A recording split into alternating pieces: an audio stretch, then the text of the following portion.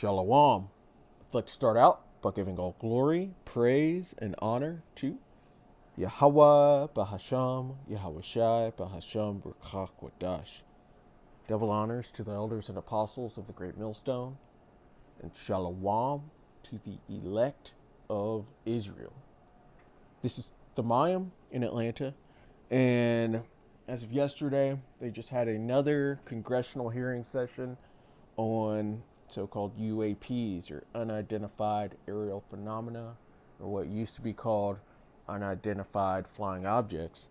But Congress just had another session on these objects, which we know to be the chariots of the Most High, the angels that are spoken of in the scriptures, but they're calling them UAPs or UFOs, and they're bringing out information. It's supposed to be truthful, but this is Esau's government, so you can never trust it really at all, but he'll throw out some truth here and there. And this is the most recent session. We'll go ahead and take some listens. You just said something interesting. You said they don't seem to be hiding. The UAP sightings are becoming increasingly brash, if you will. Certainly there seems to be some indication that they're being provocative, meaning that they're, in some cases, literally splitting aircraft formations right down the middle. So that's an air safety issue. The question is it the frequency increasing? And the response is, it depends. Yes, it's possible that there is an increase in frequency, but it's also possible that there's heightened awareness now, and there's also more pervasiveness of technology out there that's collecting this information and that can record this information. So we're not quite sure yet if it's actually an increase in numbers of these events, or is it that we have better equipment now that to record these things, and we have a better ability, if you will, to analyze these things. Mr. Elizondo, you just said something interesting. You said they don't seem to be hiding. The UAP sightings are becoming increasingly brash, if you will. Certainly. So he said, it doesn't seem like they're hiding. They don't appear to be hiding. And my mind immediately went here to Zechariah 5:4.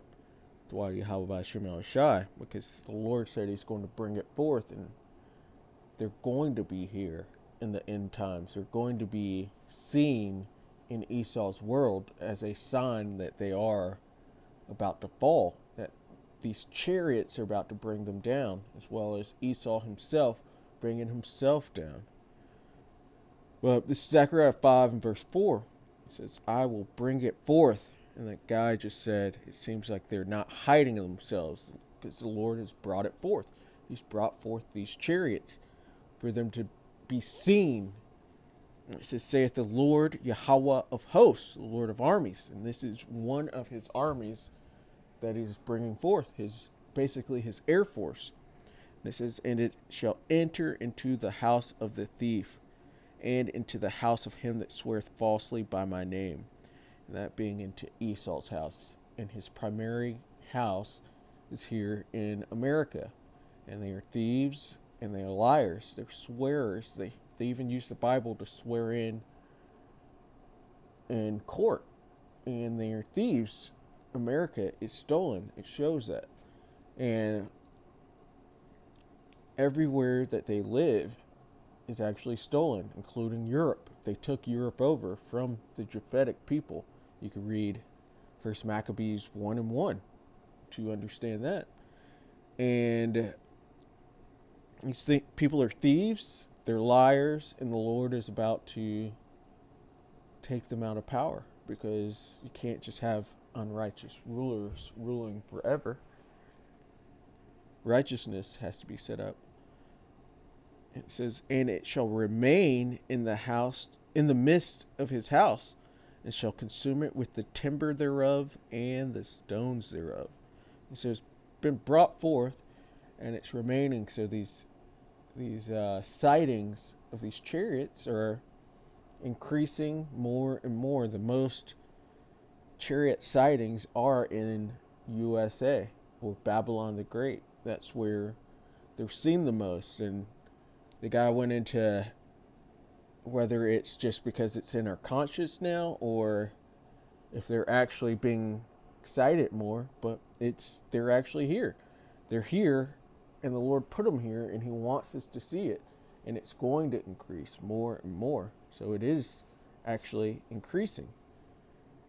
And let's get back to these videos. There seems to be some indication that they're being provocative, meaning that As many of you Has the government conducted secret UAP crash retrieval programs, yes or no?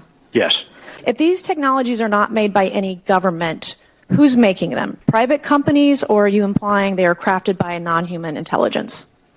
Well, ma'am, that's precisely why we're here. The problem is that, temporally speaking, over decades, not just the last 10 years, to put this in perspective, Are these private companies you're implying, or is this non-human intelligence? it may be both. Okay. When it comes to Blue Force Technologies, I would not be able to discuss. Okay.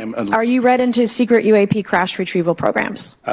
We would have to have a conversation in a closed session, ma'am. I signed documentation 3 years ago that restricts my ability to discuss specifically crash retrievals. I submitted for my book through the DOPSR process, which took a year for it to be reviewed. And what is in the book is what I was told I'm allowed to talk about. Has the government conducted secret UAP crash retrieval programs, yes or no? Yes. Okay. Were they designed to identify and reverse engineer alien craft, yes or no? Yes. Has the government conducted secret UAP? And typically, when Esau says things like, "Oh, we shot down a craft," or "we obtained intelligence from a downed craft or downed UAP," I normally don't believe them whatsoever, because these are the angels and these are spiritual craft. But it could be the left hand tricking Esau and building up his confidence into thinking that he actually has a shot at fighting the angels. And so maybe some of this is true. I'm not saying it definitely is, but maybe the left hand has given him some tools and technology for them to actually believe that they even have a shot at fighting the Lord when He returns. Because they are going to fight the Lord, and they're going to have to have something more than the F-16s and the different helicopters and different jets and shuttles that they have currently.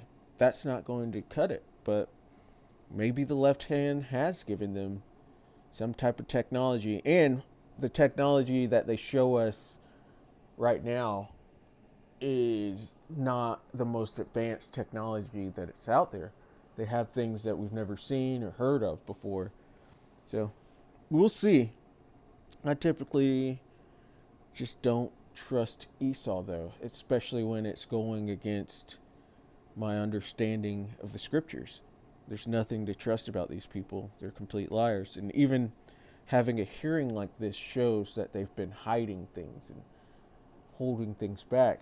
And the truth is starting to come out, whether this is actual truth or not, because Esau is a liar, and he has this all in this world of complete confusion. But we can trust in and rely on the scriptures, on the truth of the scriptures, and trust in and rely on the Lord. This is 2 Esdras chapter 13, and we're going to start at verse 3. And it says, "And I beheld, and lo, that man waxed strong with the thousands of heaven, and when he turned his countenance to look, all the things trembled that were seen under him." And this is going right into Revelation with the Lord's return. Revelation 1 and verse 7, "Behold, he cometh with clouds." Those clouds are the chariots. Those are what those people are referring to as UAPs or UFOs. "Behold, he cometh with clouds." This is Yahweh Shai when he returns. "And every eye shall see him," because the sky is going to be littered with chariots everywhere, all over. Everybody's going to see this. It's going to be all over the news. It's going to be outside to where you could just go look at it. "And every eye shall see him, and they also which pierced him showing reincarnation, and all kindreds of the earth shall wail because of him, even so, Amen. Because it's going to be a frightening sight, it's going to be a scary sight, it's going to be a sight where people start to understand that life as you knew it is over. Because we're going to come into, well, first there's going to be a lot of violence, but then we'll have a righteous and peaceful kingdom set up after that. But the wicked have to be removed. Back to 2nd Ezra 13, it says, And I beheld, and lo, that man waxed strong with the thousands of heaven, and every eye shall see him.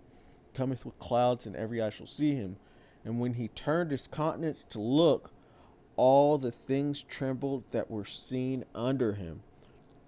And that goes right into the kindreds of the earth wailing. Verse 4, And whensoever the voice went out of his mouth, all they burned that heard his voice, like as the earth faileth when it feeleth the fire. These are laser beams coming out of his chariot. And you could think of Independence Day when those extremely large chariots came out. This has to be where the directors and producers actually got that vision from. It says, like as the earth faileth when it feeleth the fire. So it's hot fire, hot lasers. And after this I beheld, and lo, there was gathered together a multitude of men out of number from the four winds of the heaven to subdue the man that came out of the sea. So this is coming out of the sky. And the people are going to try to fight. They're going to be fighting against each other in the valley of Jehoshaphat, and they're going to stop fighting themselves and try to fight the Lord.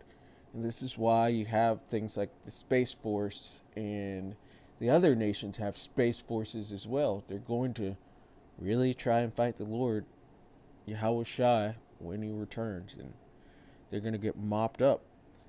And there's Revelation speaks of this as well. That war in heaven. Revelation 12:7. And there was war in heaven. Michael and his angels fought against the dragon, and the dragon fought and his angels. The dragon being the Edomites in their power structure from and it was just this wicked root, them being the serpent in the garden, and in the end times they've grown up into a huge dragon, and the Lord's coming to bring down their power structure, and he will prevail. And it's speaking of it right here, verse 5. And after this I beheld, and lo, there was gathered together a multitude of men out of number from the four winds of heaven to subdue the man that came out of the sea.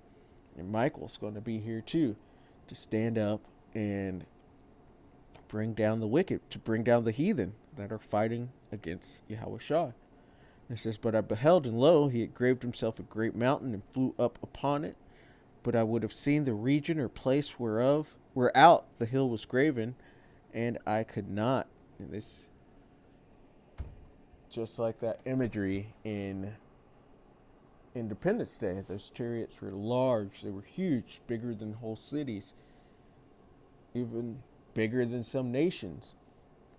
And here he couldn't see from where that, he couldn't put a name on the mountain that it was, and he couldn't see from the beginning to the end of it,